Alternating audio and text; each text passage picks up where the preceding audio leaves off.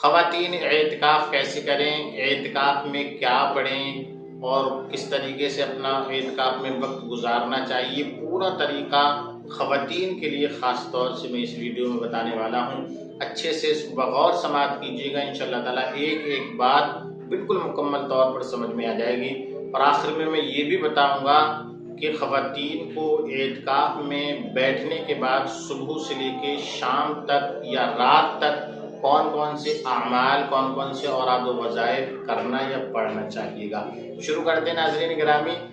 سب سے پہلے اعتکاف کسے کہتے ہیں یہ جان لیجیے گا۔ اعتکاف کہتے ہیں اللہ کے ذکر کے لیے اپنے آپ کو کسی ایک جگہ محصور کر لینا۔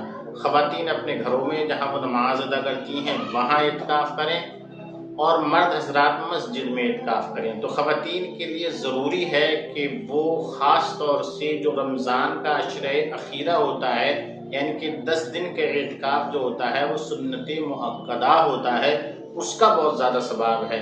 تو 20ویں روزے کو غروب آفتاب سے پہلے جس جگہ اعتکاف کرنا ہے اس جگہ بیٹھ جائیں۔ اس سے پہلے ضروری ہے کہ اپنی ساری ضروریات کی چیزیں وہاں پر رکھ لیں۔ مثال کے طور پر تیل ہے، شیشہ ہے، کنگا ہے، سرما ہے، جنماز ہے، تسبیح ہے، قرآن ہے، اور جو کتابیں پڑھنا چاہتی ہوں وہ کتابیں بھی رکھ لیں تاکہ کچھ وقت جو فری کا وقت ہو اس میں ان کتابوں کا مطالعہ کیا جا سکے۔ تو ساری اپنی ضرورت کی چیزیں اس جگہ رکھ لیں جہاں آپ کو اعتکاف کرنا ہے۔ نیت کرنی ہے اعتکاف کی، نویت سنت الاعتکاف، یہ آپ کی نیت ہو گئی، آپ اعتکاف میں بیٹھ گئیں۔ اردو میں یوں بھی کہہ سکتی ہیں کہ میں اللہ کی رضا کے لیے سنت اعتکاف کی نیت کرتی ہوں۔ اس کے بعد میں درود شریف پڑھا جائے، کلمہ شریف پڑھا جائے، کچھ دیر کے لیے نماز مغرب کا جب وقت ہو جائے افطاری وغیرہ کی جائے۔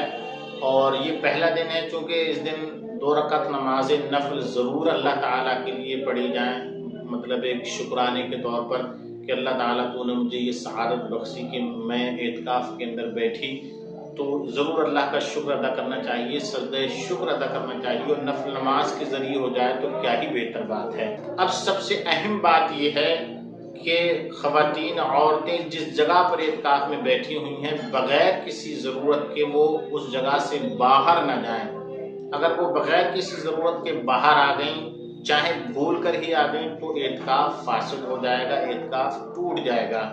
اب کون کون سی ایسی ضرورتیں ہیں جن ضرورتوں کو پورا کرنے کے لیے وہ اعتکاف کی جگہ سے باہر آ سکتی ہیں؟ ضرورتیں 2 طریقے کی ہوا کرتی ہیں، ایک تو ضرورت طبعی، ایک شرعی، لیکن خواتین کے لیے خاص طور سے ضرورت طبعی کی ہی اجازت ہے۔ میں دونوں باتیں آپ کو سمجھا دیتا ہوں۔ ضرورت طبعی کے اندر وضو کرنا، غسل کرنا، اس طریقے کی ٹوائلٹ باتھ روم وغیرہ کا جو استعمال کرنا ہے، یہ ساری چیزیں ضرورت طبعی میں شامل ہیں، یعنی کہ ٹوائلٹ وغیرہ کا استعمال کرنے کی وقت کی مقدار تک آپ باہر نکل سکتی ہیں۔ دوسری ضرورت ہوتی ہے ضرورت شرعی، جو خاص طور سے مرد حضرات کی بھی ہوا کرتی ہے۔ مثلا کسی مرد نے جس مسجد میں اعتکاف کیا اس میں نماز جمعہ نہیں ہوتی ہے، دوسری مسجد میں نماز جمعہ ہوتی ہے شہر کی، تو وہ دوسری مسجد میں نماز جمعہ کے لیے جا سکتا ہے، تو یہ ضرورت شرعی کہلاتی ہے۔ چونکہ خواتین کے لیے نماز جمعہ نہیں ہے، اس لیے انہیں باہر جانے آنے کی کوئی اجازت ہی نہیں ہے۔ خواتین کے لیے ضروری ہے کہ نہ تو بالکل خاموش بیٹھیں اور نہ بات کریں، بلکہ قرآن کی تلاوت کرتے رہیں اور اوراد و وظائف پڑھتے رہیں، اور نوافل وغیرہ کی کثرت کریں، نماز پنجگانہ ان کے وقتوں پر ہی ادا کریں۔ اعتکاف میں بیٹھنے کے بعد خواتین کے لیے ضروری ہے کہ نہ تو بالکل خاموش رہیں اور نہ ہی بہت زیادہ بات چیت کریں۔ ضروری ہے کہ قرآن کی تلاوت کریں، اوراد و وظائف پڑھیں، تسبیح و تحلیلات پڑھیں، یا دینی کتب کا مطالعہ کریں، بزرگوں کے یا سیرت نبی صلی اللہ علیہ وسلم، ہمارے آقا صلی اللہ علیہ وسلم کے احوال پڑھیں۔ تو اس طریقے سے اپنا وقت زیادہ سے زیادہ اللہ کے ذکر میں، اس کے شکر میں ہی گزاریں۔ اب آخر میں آپ کو بتاتا ہوں کہ صبح سے لے کے رات تک خواتین اپنا یہ وقت کیسے مینج کر سکتی ہیں، یا صبح سے رات تک پڑھے جانے والے اعمال۔ صبح نماز فجر ادا کرنے کے بعد کچھ دیر کے لیے تسبیح پڑھیں، درود شریف پڑھیں، کلمہ شریف پڑھیں۔ جب سورج نکل جائے تو اس کے 20 منٹ کے بعد نماز اشراق ادا کریں۔ کچھ دیر کے بعد نماز چاشت کا اہتمام کریں۔ وقت ملے تو ہر روز نماز صلاۃ التسبیح تقریباً 9 بجے سے لے کر 10:30 بجے تک عام طور سے ادا کی جا سکتی ہے۔ اگر اس وقت آپ ادا نہ کر پائیں تو نماز ظہر کے بعد صلاۃ التسبیح پڑھ لیں، یا پھر نماز تراویح کے بعد پڑھ لیں، مگر چونکہ اس وقت میں زیادہ تھکاوٹ ہو جاتی ہے، لیکن بہتر وقت جو ہے وہ یہی ہے کہ 9 بجے یا 8:30 9 بجے سے جو 10:30 بجے تک کا جو ٹائم ہے اس میں صلاۃ التسبیح روز پڑھ لیں۔ اگر روز نہ پڑھیں تو ایک دن چھوڑ کے پڑھ لیں۔ پھر اس کے بعد میں جو بھی آپ پر قضا نماز ہیں، آپ نے کیلکولیٹ کر رکھا ہوگا یا نہیں کیا ہوگا تو کر لیں، وہ نماز ادا کرنے کی کوشش کریں۔ نماز ظہر پڑھیں، قرآن شریف پڑھیں، اس کے بعد میں اوراد و وظائف پڑھیں۔ بخاری شریف کے اندر ایک حدیث ہے، کلمتان ثقیلتان علی المیزان وخفیفتان علی اللسان وحبیبتان الی الرحمن۔ ترجمہ ہے اس کا کہ 2 کلمے ایسے ہیں جو میزان پر بھاری ہیں، زبان پر آسان ہیں اور اللہ کو بہت پیارے ہیں۔ کون سے ہیں وہ 2 کلمے؟ سبحان اللہ وبحمدہ سبحان اللہ العظیم۔ تو یہ تسبیح ضرور پڑھا کریں، جتنی زیادہ ہو سکے اتنی پڑھیں۔ نماز عصر ادا کریں، اس کے بعد میں خاص طور سے دعا کا اہتمام کریں، فاتحہ وغیرہ پڑھیں، سورہ فاتحہ، چاروں کل شریف پڑھ لیں، جو بھی صورتیں یاد ہیں اپنے مرحومین کے لیے سارے ثواب کریں۔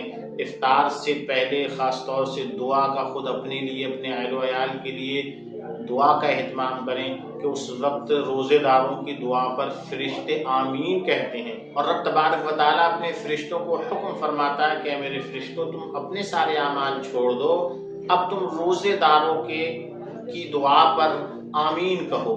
تو فرشتے آمین کہتے ہیں، تو اس وقت مقبولیت کی ساعتیں گھڑیاں ہوا کرتی ہیں، تو خاص دعا کا اہتمام کریں۔ نماز مغرب ادا کرنے کے بعد 6 رکعت نماز صلاۃ الاوابین پڑھیں، 2 کر پڑھیں۔ ایک بار سورہ یاسین شریف پڑھیں، پھر اپنے حق میں، اپنے اہل و عیال سب کے لیے دعائے خیر کریں۔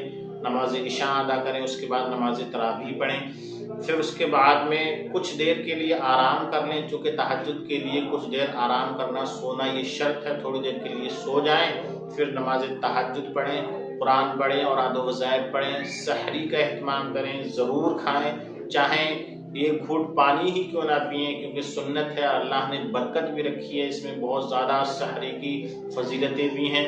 اپنے گھر والوں کے حق میں خاص دعائیں کیا کریں اس وقت بھی۔ تو یہ پورا ایک روٹین ہو گیا، اس طریقے سے ہم اعتکاف کے اندر اپنا وقت گزار سکتے ہیں، یہ سارے اعمال کر سکتے ہیں۔ جو بھی جیسے بھی ہو سکے زیادہ سے زیادہ قرآن کی تلاوت کریں، ہو سکے تو تحیۃ الوضو 2 رکعت نماز نفل وضو کی تحیت کے لیے پڑھتے ہیں، تحیۃ الوضو کی نیت کے ساتھ پڑھتے ہیں، وہ پڑھیں، یا جو بھی اوراد و وظائف نوافل آپ پڑھنا چاہیں وہ پڑھ سکتی ہیں۔ خاص طور سے صلاۃ الفاطمہ کے 8 رکعت جو ہیں وہ نوافل پڑھیے گا، 2 کر کے پڑھیے گا۔ نماز عشاء کے بعد خاص طور سے نماز تراویح مکمل کرنے کے بعد پڑھ لیں۔ تو اس طریقے سے پورا وقت اللہ کی عبادت و ریاضت میں گزاریں۔ آرام بھی کر سکتی ہیں، یہ نہیں کہ بالکل آرام اپنے اوپر حرام کر لیں، ضروری ہے کچھ دیر آرام بھی کیجیے گا تاکہ جسم یا طبیعت، ذہن و فکر ایک دم بالکل صاف ستھری پاکیزہ ہو جائے، کوئی بوجھ محسوس نہ ہو، اور عبادت کے اندر ایک چستی ہونا چاہیے، ایک شوق ہو، ذوق ہو، طبیعت بوجھل نہیں ہو۔ قرآن پڑھیں تو مکمل ایک دم بیداری کے ساتھ پڑھیں گے، نہیں کہ نیند آ رہی ہے اور قرآن کی تلاوتیں بھی ہو رہی ہیں۔ ایک آخری بات میں اور خاص طور سے یہاں ایڈ یہ کرنا چاہوں گا، قرآن پڑھنے کے بعد قرآن کے اندر جتنے بھی سجدے آئیں اسی وقت کر لیں، ان سجدوں کو اکٹھا نہ کریں کہ جب مکمل ہو جائے گا قرآن ہم تبھی کر لیں گے، ایسا کرنا غلط ہے۔ ہی ہم نے آیت سجدہ پڑھی، یعنی کہ سجدہ آیا تو اسی وقت تلاوت کرنے کے بعد میں سجدہ تلاوت کرنا یہ ضروری ہو جاتا ہے۔ اس بات کا خاص خیال رکھیے گا۔ یہ 2 چند ضروری باتیں تھیں جو میں نے آپ تک پہنچائیں، آپ دوسروں تک بھی شیئر کیجیے تاکہ وہ بھی اس سے فائدہ حاصل کر سکیں، اور ہمیں بھی اپنی دعاؤں میں خاص یاد رکھیے گا۔ السلام علیکم ورحمۃ اللہ تعالیٰ وبرکاتہ۔